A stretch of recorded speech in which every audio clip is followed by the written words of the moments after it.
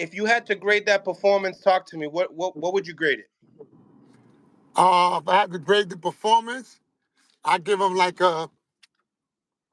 realistically speaking, like a B plus. A B plus. Yeah, Okay. So a B talk to me. plus plus. Okay. Now after the fight, did you guys have a different level of respect for Lemos?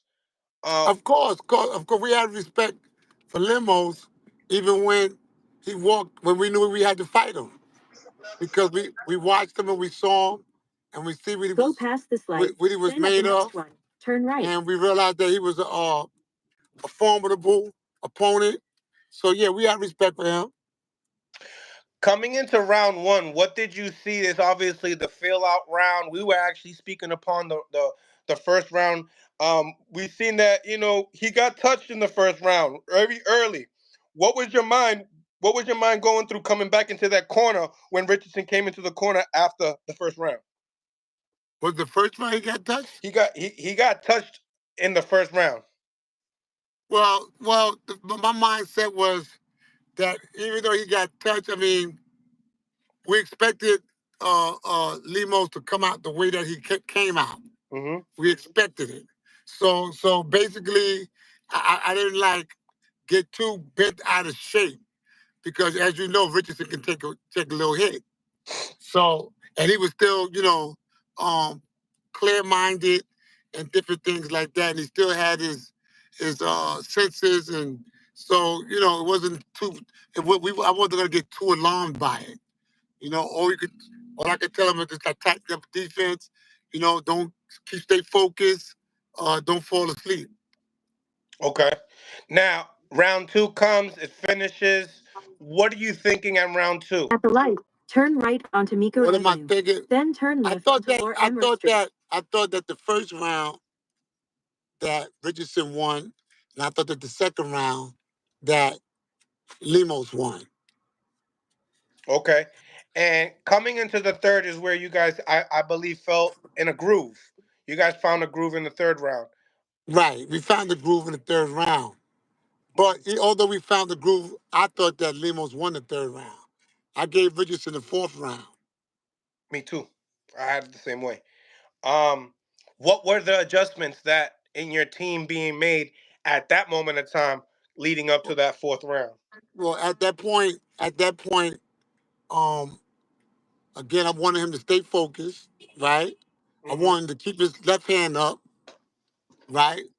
Keep his left up, and start touching Limo's body, even with the jab, to try to take some air out of him because he was coming like a freight train. He was coming like a steamroller. You know what I mean? Yeah. So my whole thought was to keep At the using this. light, turn left onto Lower Emerald Street. So my whole thought was to keep using the stick, right? Stab him up down there, give him some body shots, and keep his left hand up, and we'll eventually catch him down the stretch. Do you feel by any means that in the fight you guys let go of the jab? Well, did he let go of his jab? Like he I was don't having think. success, but I feel like he could have continued to have more success with it. But I feel like there was a lack of wanting to throw the jab. Like keep it busy. Um. I heard you. I heard you in the comment. Triple it up. Keep pumping it. Oh yeah. So maybe he did. Okay. Maybe he did lose a little of his jab. I Well, think again the way the In a Lemos quarter fought, mile, turn left the onto way Drake the way Avenue. the way that Lemos fought, you got to understand that styles make fights, right? hmm, So you got a guy with a good, effective jab. You got a guy that can move on his feet. He's a boxer. So how do you beat a boxer? You got to try to take away his assets, and his assets is typically the jab. So I mean, at some point, if Lemos or if Hitchins slowed up using his jab, it's probably because the way that Lemos was coming out of the gate. So you had to do some tying up, to try to slow him down. It's like the matador and the bull. And then eventually, go back to the stick. And that's what I think that he did. Um. And that's why his jab became more effective. Okay. Now, as far as the clinching is concerned, at any moment in time, did you feel like it was over excessive? No, I didn't feel like it was over excessive. Not at all. Not at all, because and if it was over excessive, the ref would have warned him.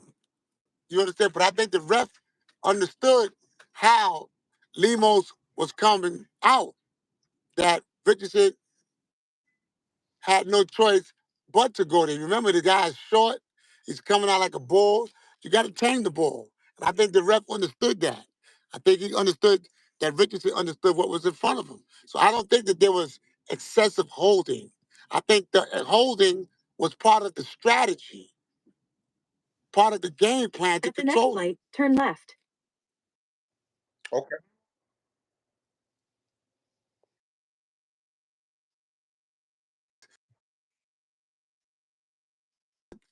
Leonard, when he fought Hagler, what did Leonard do? He tied him up, right? Yeah, I can hear you. I can hear you. Hello? Still Yeah, I there? can hear you. I can hear you. Okay. So when Leonard fought Hagler, what did he do? He tied him up because he had to stop him. He realized he had to take away some of Hagler's good points, just like Hagler had to take away some of Leonard's good points. And so I think that that was the case that you saw in the fight with Richardson Hitchins and Lemos. Now, I was seeing the corner talk very. I was very observant in the corner. I seen you giving directions. I seen Zab Judah's father giving directions. At one point in time, I seen you speaking to Richardson, and I seen At his the light, eyes turn kind left of onto glued Dukes to Avenue. Zab Then Judah's the eyes. Did you destination is feel on your like, left. by any means, in the Say that corner that again. there Say was? that again. Say that again. I said that when you was giving directions to Richardson, I see that he was listening to you, but also listening to the feedback that Zab Judah's dad had in the corner. There was some moments I seen you trying to direct a message, but I also seen him kind of glued into Zab. Do you feel Okay, like okay. there's? Let me just be clear on something, right? Yep. Zab, Joel was not a problem in the corner. Joel was on the same page that I was. You understand? I don't know where people are getting this misunderstanding that there was confusion in the corner, because it wasn't. Me and Joel was on the same page, and I just had to clear up the record. There was Oh, no confusion. is So that what people if are saying? I'm saying, I thought that's what you were alluding to. You said No, that, I was alluding to like if you actually like seen that he believes in you, and because I felt like he was like of kind of course, looking. of course he believed in me. It was just that he probably wanted to do what he wanted to do. But at the end of the day, he followed the instructions, and he did it. Well said. We got our first caller here, Jay. Can you hear me, Jay? We got Coach Lenny on the live. What's up, Coach? What's up, Coach? Who am I talking to? King James's father, Yeah, King Jr. King Yeah. Junior. Yeah. So did y'all prepare for Lemos? How was y'all camp, man? How was your camp? The camp was great. What you mean that we prepare? Yeah, of course. We prepared for Lemos. We prepared for every fight. We just don't come into a fight blind. Well, no, listen to me, Coach. Listen to my whole question. I'm listening. What's your point? What's the point? You gonna let me get to it, Coach? What happened? The point. Did you mimic a sparring partner like Lemos? Is my question to you. We had some sparring partners that was like Lemos. But at the same token, you know, Lemos is Lemos. And sometimes in cases like that, you gotta settle for what you can settle for. You understand? And people gotta understand also that styles make fights. You understand what I'm saying? And it's not so much of the individual's abilities in terms of the skills that they have. It's about following the strategy. So we can get guys in the camp that's like Lemos, right? But if the fighters, if he's the most important thing is the fighter is following the strategy or the game plan. that's going to make his abilities more effective. You understand what I'm saying? Are you still there? I get it, coach. I get it, coach. Okay, so let me just say this, man. Let me just say this. I don't know what everybody else see. I'm sitting here watching the fight. Yes, I'm sitting there watching the fight. I didn't watch the fight yesterday. I don't. All I see is a tough man in front of. I don't see where's the controversy at. I see a tough man in front of Hitchison. Hitchison did a good job. He stayed in there. He don't. It doesn't look like he's bothered at any point. He looks like he's. He was calm. He was a little calm. He was calm because I kept telling him to stay calm. And again, like and because of who Lemos was, and me watching him and looking at his good points as well as his bad points, I knew that there was going to be a point where he was going to come out the way he came out. So we had to develop a strategy where we had to tame him. If you have to tie a fighter up, you tie him up until you control him and you can get set to stop putting putting in your work. You understand? That's the way I see it. Now, coach, it seems to me that, and in your eyes, you tell me, do you think that the hydration clause was a factor in the fight? It's possible. I mean, because a lot of fighters don't like the hydration clause. So, yeah, it's possible. It's possible for sure. I would never dispute that with any Where fighter. That with any fighter, I would never dispute it. Just like when Danny Jacobs had to fight Canelo, that for the IBF World Championship, that was a problem for him, which is why he didn't weigh in the second time. for the fans that are saying that Richardson Hitchins has been exposed, what do you think people are saying by that? I, they think, well, I don't think necessarily that he's been exposed. I think that each round goes higher and higher. That's with any fighter. You understand?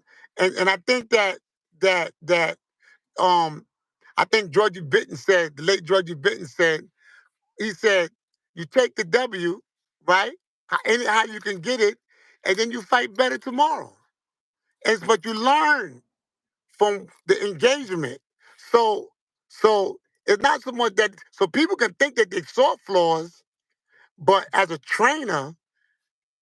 trainer and the people that surround me, we're gonna make sure we fix those flaws. So what they're looking at is an illusion. Because when they think it's there, something else might be there. You Mm, understand?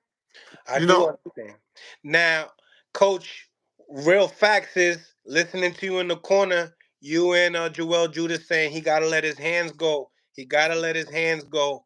Honestly, looking at the fight, would you have liked him to throw his hands just a little bit more? of course, of course, of Why was the course. reason why? Why do you think is the reason why he didn't throw as much as Um, you wanted him to? I don't know. You have to ask Richard Hitchens that.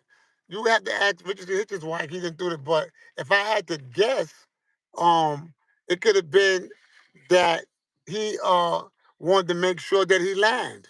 And sometimes some fighters just want to throw the perfect punch or the perfect punches, where sometimes you don't have time to throw the perfect punches. You just gotta let them fly.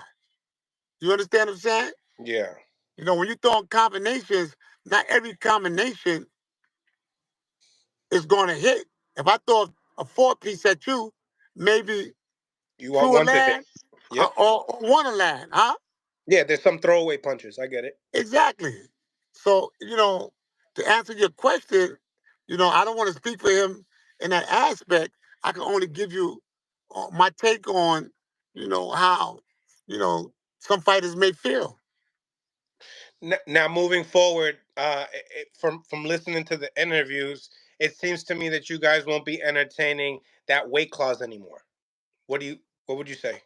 Well, that's something that we would have to take up with um, the establishment.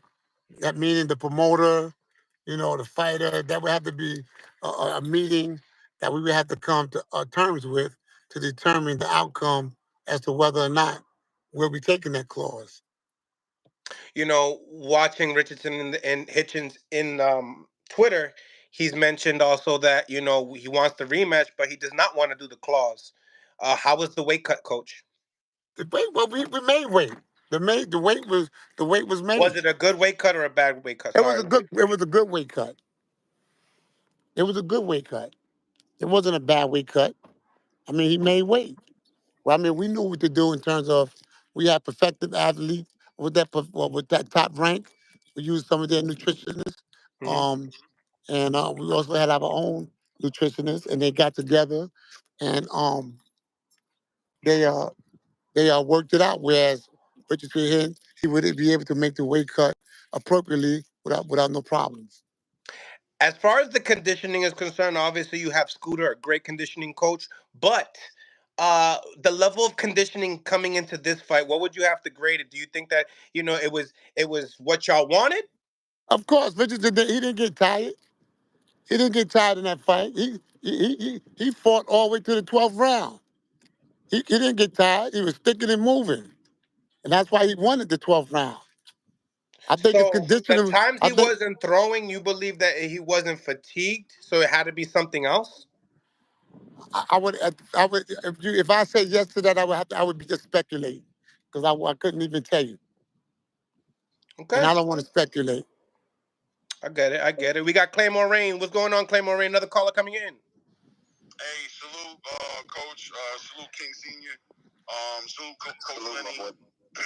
So I kind of tapped out a minute. I had something to do, and I came back. So I'm on. I don't know if what I'm about to ask is about to be already asked before, but just gauging off that fight.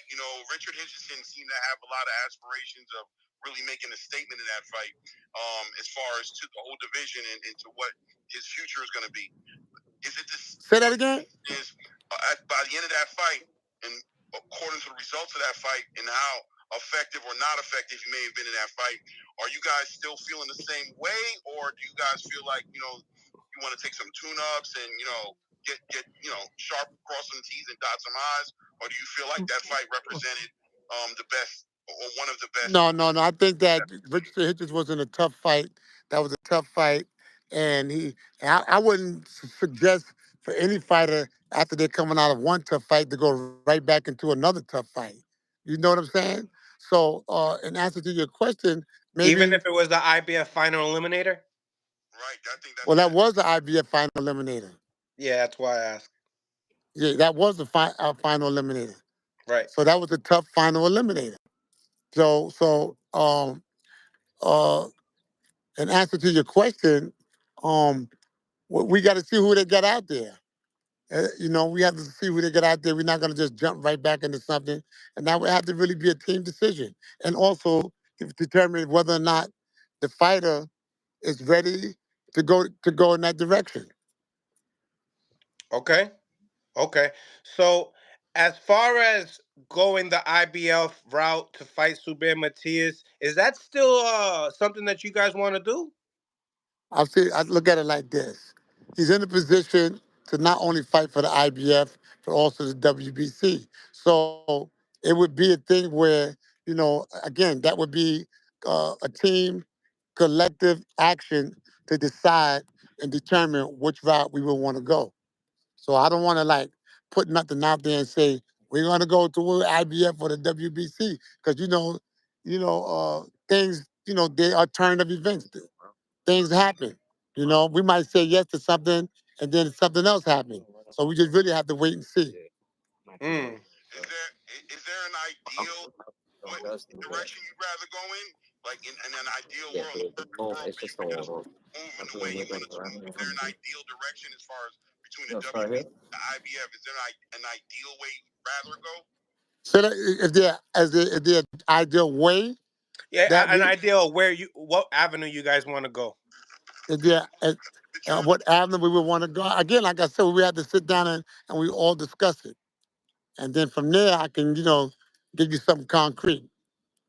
As far as styles are concerned, right? Looking at the champions, I mean, what would you have to say is the easiest route?